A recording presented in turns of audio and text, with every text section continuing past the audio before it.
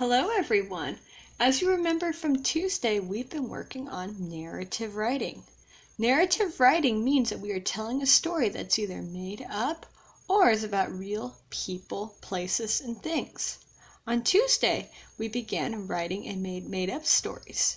And what we did was we worked on a response to literature, which means you are writing your own version of a popular story.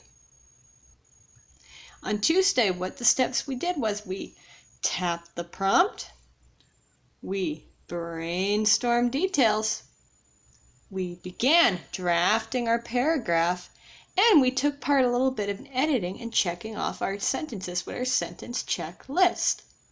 So let's quickly review what is our prompt. So here's our prompt. Pretend you are the gingerbread man from the popular folk tale. What would you do differently in the story? So what we were writing about was we were the gingerbread man and or woman if you were a girl, and your job was to live a day in his life, and what would you do differently in the story? So let's go take a look at our flea maps, and I have mine written down right here. So to refresh our memory, this is what we're going to do. You're going to read your flea map starting with your topic sentence, detail, juicy detail, detail, and juicy detail. And as you read it, what I want you looking for are two things. You're going to be looking for capital letters at the beginning of your sentence and periods. So let me model that reading. So once upon a time, I was the gingerbread woman. I see I have a capital letter here, so I'm going to underline that. Period. First, I hiked in the forest. Capital letter, period. I met a kind bear. Capital letter, period. Next, I made friends with the bear. See, I capitalized my N, so I'm going to underline that. And I also have a period after bear. We played hide and seek. This is a capital W, and I'm going to underline my period. So you may pause the film and look over your flea map in your Google Classroom. If you see that there's an issue, what you can do is look and then adjust by changing it to a capital letter and then adding that period. So you can pause the film to do that. All right, my friends, now that you've had some time to look over your papers, here's what we're going to do. So today, we're going to continue our journey of pretending to be the gingerbread man or woman, but we need to draft our third and final detail, juicy detail, and concluding sentence. After doing that, I'm going to show you how we can mark up our text to make sure that we write our paragraph in the correct order, and then I'll also show you a sample paper of what I expect. So let's take a look for our next detail. So we remember that in details I have a special structure. That is, I always like to have a transition word, a who or what, and an action or description. So let's take a look back at my map. So I know for my transition words, I've already used first and I've already used next. So therefore that leaves me with lastly. So I'm going to write lastly right here. And make sure you have a comma, because that's when, as you read the paper, you take a breath. Now, I have that transition word, but I need to figure out lastly what. So in order to do that, I'm going to flip my paper over and we're going to go to my circle map. And I see I put built a house. So I'm going to circle that third detail, built a house. But I know that is not a complete sentence. That's my thumbs down. That's not a complete sentence. So what I need to do is I need to take a look at my recipe, and I need that transition word, who or what, and action and description. So let's think. I could say, lastly, I built a house. That seems to make sense. So now My job is I need to write exactly what I told myself. Because remember, if we cannot say what we're going to write, chances are we're going to have difficulties writing it down. So lastly, and I believe I said I, because I'm going to capitalize that because that's a proper noun. I built, past tense verb, a house, period. All right. Now, I followed this recipe, but I'm still not done with my detail because remember, I have to do my sentence checklist. So here's what I will be looking for as I proofread my sentence. Number 1, did I start my sentence with a capital letter? 2, does my sentence have an ending mark? And 3, my sentence makes sense. So let's look at the first step. Does my sentence have a capital letter? Yes, right here. The L is capital, so we're good. 2, my sentence has an ending mark. When I look at it, I see a period.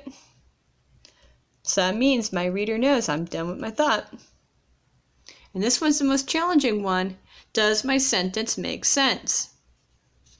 Lastly, I built a house. Yeah, that makes sense. It's not lastly built house because that would not have a who or a what. But I see I have a who or what, and I have an action, which is I built a house.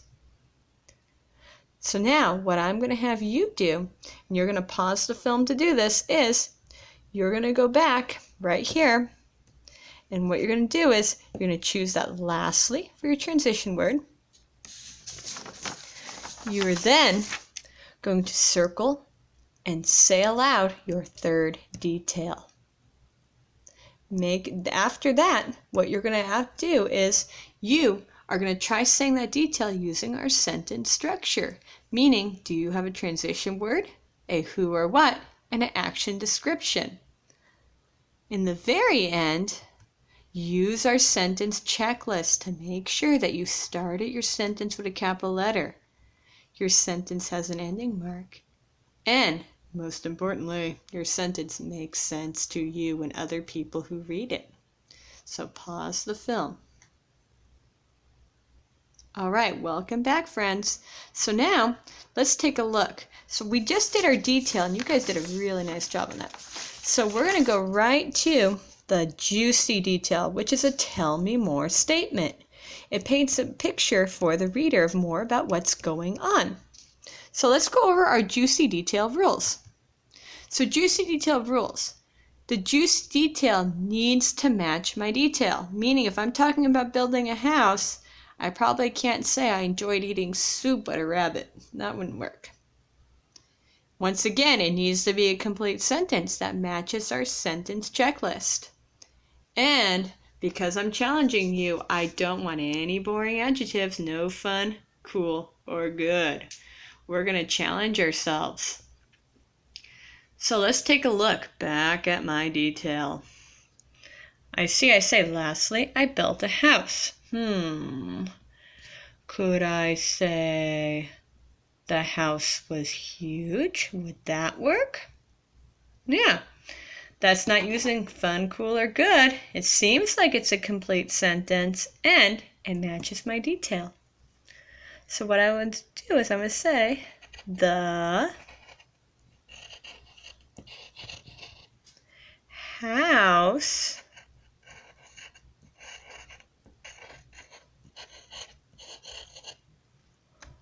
was huge. The house was huge. Period. So once again, I need to look. Does my juicy detail match the detail?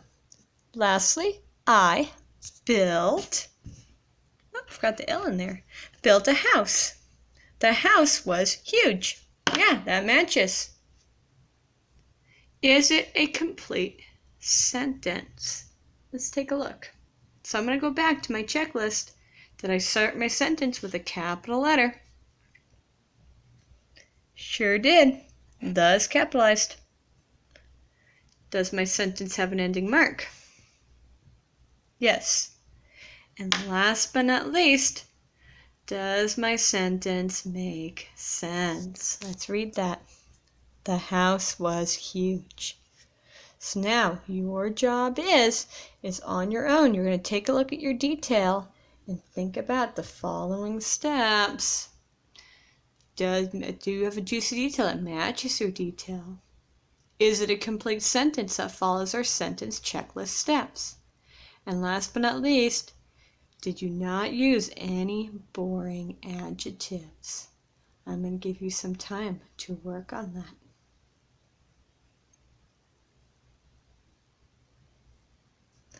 All right, so now that we've worked on that, we are now ready for our very last sentence, and that is the concluding sentence. So just like with our topic sentences, I gave you a bank of sentence stems that are going to help tell your reader that you're done with your thought. So one of them is, this was how I liked. In the end. So what I need to do is I need to put and complete that sentence stem on my flea map. So maybe I could say, in the end, I enjoyed being a gingerbread woman. Because remember, I was writing about being a gingerbread woman. Maybe you could say, I liked being the gingerbread man, or this was how I spent my day as the gingerbread man. So once again, I'm going to model, and I'm going to use that third one, in the end. So over here, making sure I have that capital letter, I'm going to say, in the end. And I notice I have a comma in that sentence stem. I enjoyed, because I think enjoyed is a stronger word than liked. Enjoyed being the, remember, because she's a proper noun, we're going to capitalize her name, gingerbread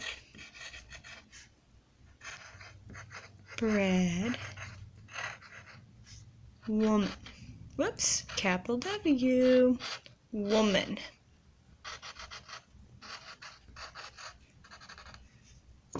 Okay, I'm going to have you complete that concluding sentence. And in the next segment of the film, what we're going to do is we're going to look at the different parts of our paragraph, and I'm going to show you the sample paper.